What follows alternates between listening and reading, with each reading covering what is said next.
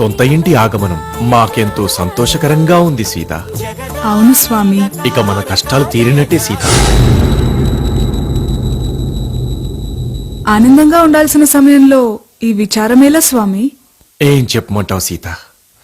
I have one bad news for you. Tension పెట్టకుండా ఆ విషయమేంటో త్వరగా చెప్పండి స్వామి. నువ్వు మళ్ళీ అడవికి వెళ్ళాలి సీత. వాట్? ఎస్, తప్పదు. Nothing doing. It's my order. ఊరికి ఫారెస్ట్ పోనీక ఏమన్నా మజాక్ అనుకున్నావా? అలా తిన్నీకి దొరకదు, తాగనీకి దొరకదు. మొన్ననే ఫ్యామిలీ ప్రాబ్లమ్స్ అని చెప్పి 14 ఏళ్ళు ఎంట తీసుకుపోతుంది. ఇప్పుడు మళ్ళా బొమ్మంటావు, అది కూడా సింగిల్ గా. నేను పంపా. అసలు నా ప్రాబ్లమ్స్ కి ఎండే లేదా? It's my order. Order order అని చెప్పి బోర్డర్ దాటుతున్నా. అయినా ఆడవడం మెసేజ్ పంపితే పంపడమేనా? నేను మళ్ళా అడిగిపోతే జింకో కనిపిస్తుంది. లొల్లి లొల్లి అయితే చెప్తున్నా. లక్ష్మణ అన్నా, మీ వదినని తీసుకెళ్లి అడవిలో వదిలేసిరా. మరి కారు నీ తీసుకెళ్ళు నాయనా.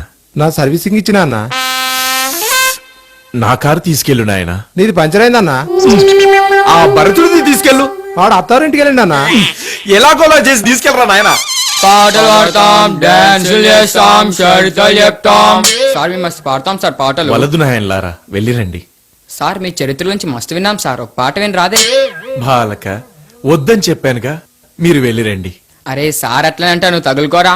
ఒరే, సీత అడవి పాలై సానా సిరాగ్గున్నాను. ఇరిటేట్ చేయకండ్రా. సార్ లవకుశుల్లారా,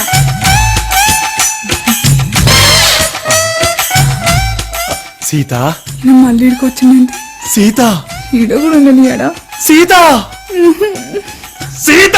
మమ్మీ, జగదానందకారక జయ జానకి ప్రాణనాయక శుభ